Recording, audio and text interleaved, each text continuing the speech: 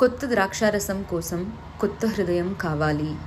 ప్రియమైన సహోదర సహోదరీమణులారా, ఈరోజు దేవుని వాక్యం మనకు ఒక గొప్ప ఆత్మీయ సత్యాన్ని తెలియజేస్తుంది. దేవుడు కేవలం మన జీవితాన్ని సరిచేయడానికి మాత్రమే కాదు, ఆయన మనల్ని కొత్తవారిగా మార్చడానికి వస్తాడు. మొదటి పట్టణంలో ప్రవక్త ఆమోసు ద్వారా దేవుడు ఇశ్రాయేలు ప్రజలకు ఒక ఆశాజనకమైన వాగ్దానం ఇస్తున్నాడు. పడిపోయిన దావీదు గుడారాన్ని తిరిగి లేపుతానని, శిథిలాలను పునర్నిర్మిస్తానని, ప్రజలను వారి భూమిలో మళ్ళీ నాటుతానని చెబుతున్నాడు.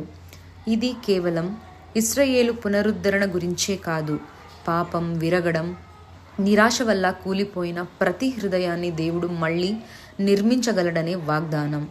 సువార్తలో యోహాను శిష్యులు యేసును అడుగుతారు, మేము ఫరిజయ్యులు ఉపవాసం ఉంటున్నాము, కానీ మీ శిష్యులు ఎందుకు ఉండటం లేదు?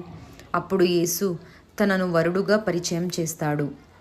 వరుడు ఉన్నప్పుడు అది దుఃఖం చేసే సమయం కాదు, ఆనందించే సమయం. యేసు వచ్చినది కేవలం ఒక కొత్త నియమం ఇవ్వడానికి కాదు, దేవునితో కొత్త బంధాన్ని ప్రారంభించడానికి.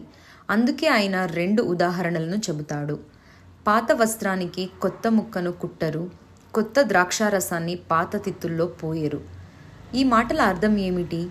యేసు తెచ్చిన కొత్త జీవితం, కొత్త కృప, కొత్త ఆత్మను పాత మనస్తత్వంలో, పాత పాపలు అలవాటల్లో, పాత కఠిన హృదయంలో నిలుపుకోలేం. క్రీస్తు మన జీవితంలోకి వచ్చినప్పుడు బయట మార్పు మాత్రమే కాదు, లోపల కూడా మార్పు కావాలి. మన జీవితానికి సందేశం. మనలో చాలాసార్లు ఇలా ఉంటుంది, దేవుని ఆశీర్వాదం కావాలి, కానీ మన పాత అలవాట్లు మాత్రం వదలలేం.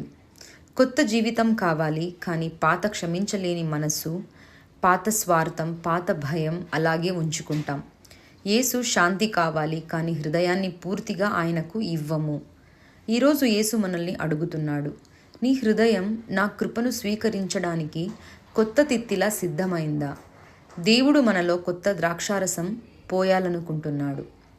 అది ఆయన కృప, పరిశుద్ధాత్మ, కొత్త జీవితం, కొత్త ఆశ. కానీ దాన్ని నిలుపుకోవాలంటే మన హృదయం కూడా మారాలి.